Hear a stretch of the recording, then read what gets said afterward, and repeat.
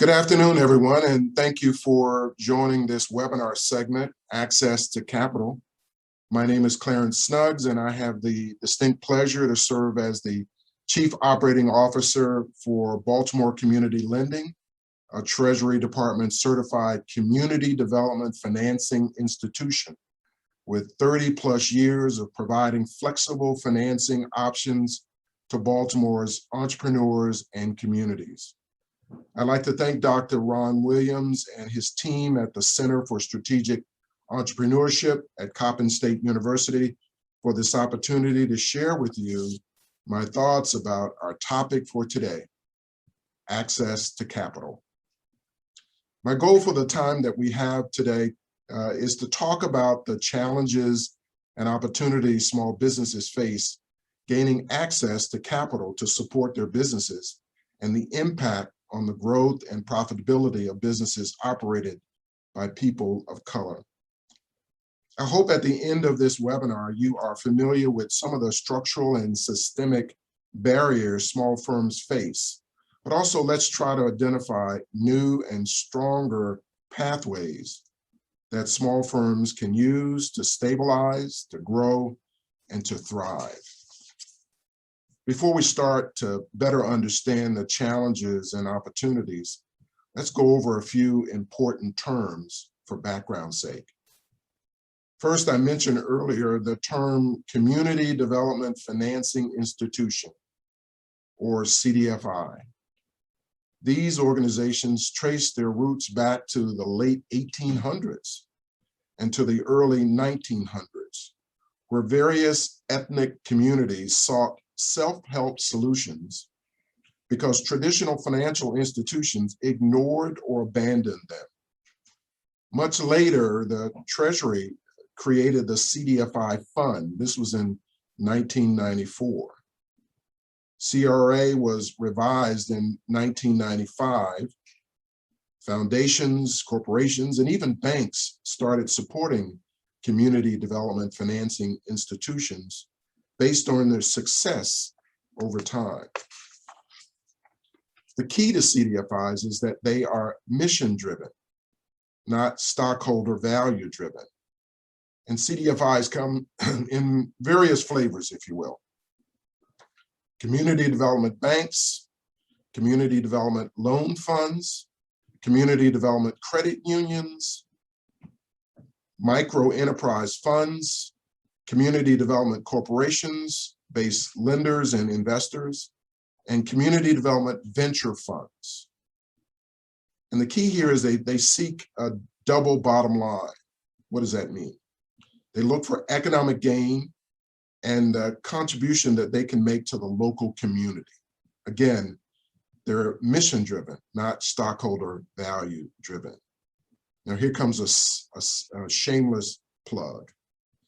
At Baltimore Community Lending, our mission is to support the revitalization and strengthening of underserved Baltimore neighborhoods through innovative and flexible financial assistance designed to provide and promote community development.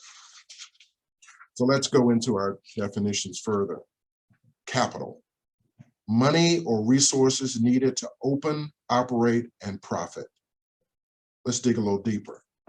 Anything that increases your ability to generate value, typically financial assets held by your company that can be used to leverage growth and build financial stability.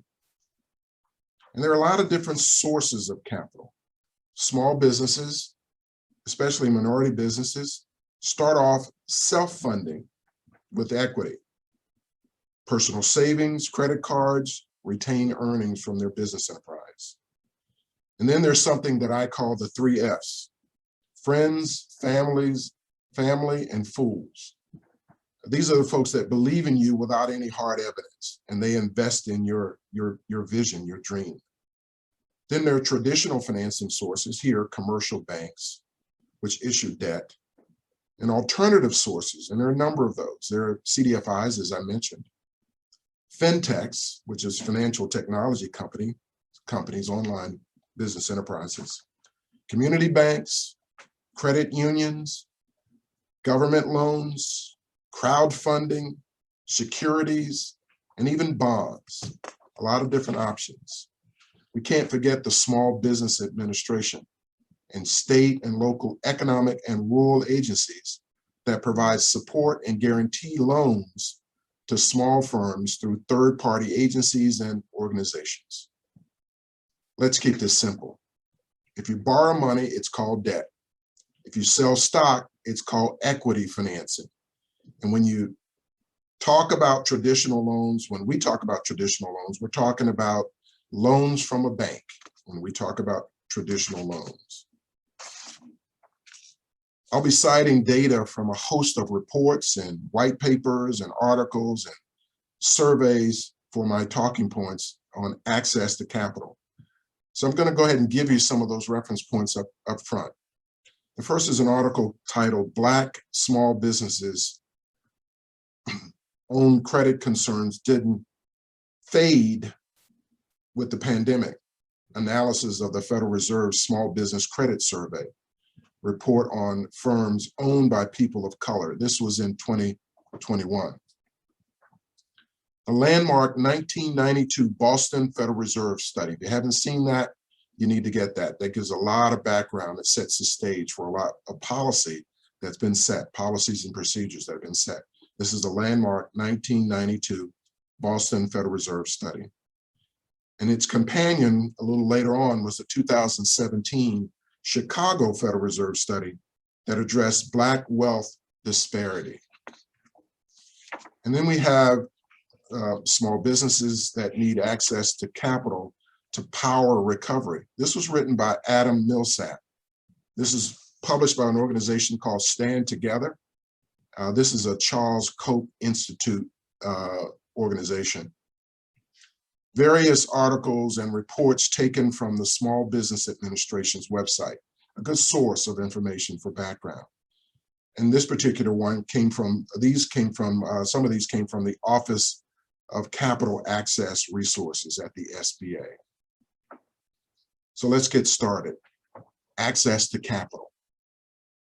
So capital is the lifeblood of any business, but especially small businesses, because without it, most entrepreneurs cannot start a new business or grow an existing business enterprise. So let me repeat that. Capital is the lifeblood of any business, especially small businesses. Without it, most entrepreneurs cannot start a new business or grow an existing business enterprise. Getting capital, especially from a well-regulated, risk-averse financial institutions, in this case, banks, is difficult for any business, but especially startups and small firms that lack experience and established credit history. Startups use many different strategies to grow, but they all come back to adequate funding. Otherwise, the firm will find it difficult, if not impossible, to get to scale. There's plenty of money out there.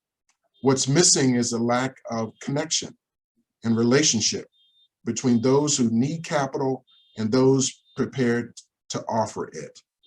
To get past the structural and systemic barriers, you have to speak the language, position your firm properly, have or establish relationships, or connect to alternative funding sources. Most startups and small firms begin with self-funding, then consider debt. Cash on hand is part of that self-funding, savings, personal credit, friends, families, and fools, as we talked about earlier. These are the personal venture capitalists, if you will, who invest in you. Here's one of those statistics that I want to cite, just to put things in perspective. 30% of small businesses and middle market firms have not raised capital in the past 3 years, and 40% of firms do not anticipate raising outside capital in the next 3 years. That may be a little contrary to what you might have thought.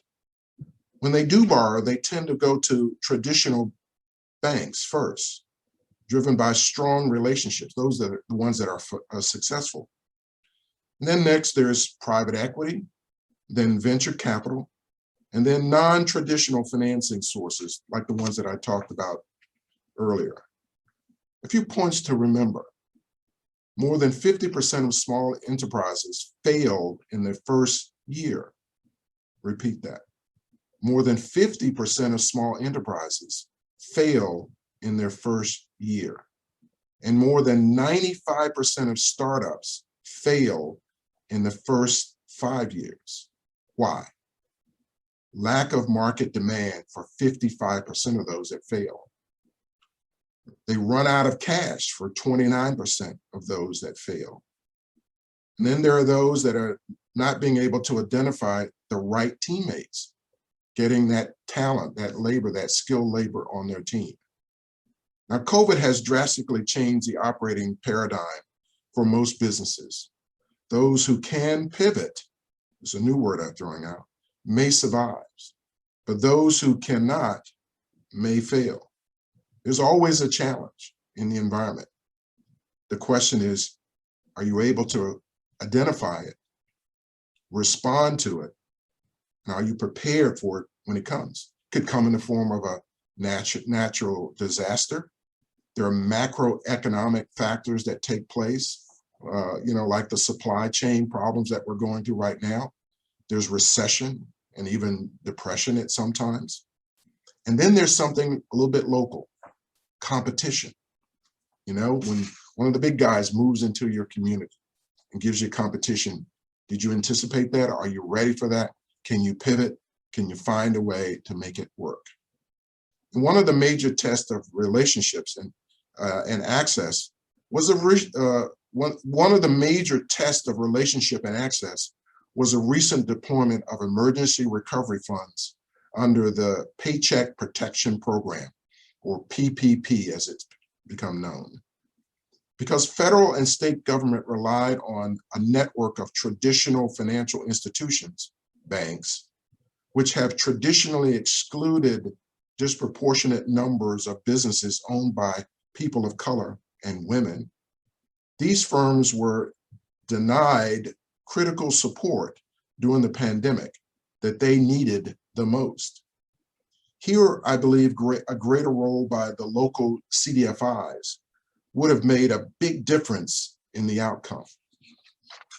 So what did we know and what did we learn? Firms owned by people of color faced significant financial stress in 2020. Actually, they faced that stress all the time. Firms owned by people of color, especially Black-owned firms, were less likely to receive all of the PPP funding that they requested, if they received any funding at all. What's the outlook? Firms owned by people of color expect revenues and employment and operating challenges to persist to the end of 2021 and beyond. Even good credit score firms owned by people of color were less likely to have their financing needs met. Only 61% of Black firms owned by people of color applied for PPP, compared to 85% of Asian-owned firms. Access to credit among Black Americans has and continues to have a negative impact on these communities, creating and expanding what's called the racial wealth gap. As a result, Black Americans have been systemically excluded from homeownership through unjust policies and procedures and practices. A lot of those started right here in Baltimore. As a result of the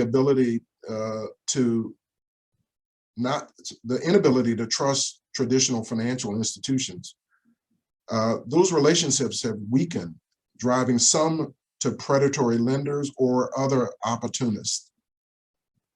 Some say that the solution is fintechs, or financial technology companies. These are online financial technology companies, that they will expand the ecosystem for small and Black-owned businesses. I think it's something more. I think it's CDFIs linked to traditional banks as a pathway to stability, growth, and success. So to summarize, Here's what I would suggest. Do your homework, do your research, understand what's going on. When it comes to access to capital, understand who's out there, who they lend to, what their expertise is, and how your organization, your firm, fits or does not fit into that source. So know the players, know who's out there. If they are traditional, non-traditional, you want to know who's out there and what they're doing. Develop a plan. Not only a plan for marketing your products and services, but a debt plan to go along with it, to understand how debt and credit fit within the operation of your organization. Establish important relationships. If you take one thing away from this conversation today, I would say that it's establishing relationships with traditional and non-traditional financial institutions before the financing need is identified. That way, when it's time, you're not unknown to that lender. They've already understand who you are, what you do, and how it all comes together. And most importantly, how you're going to be able to utilize those resources and pay them back. And then persevere. You know, through it all, I think the legacy of African-American owned and other firms owned by people of color have demonstrated an ability to survive throughout the recessions, depressions, pandemics, and all kinds of things that are going on. So be prepared to persevere.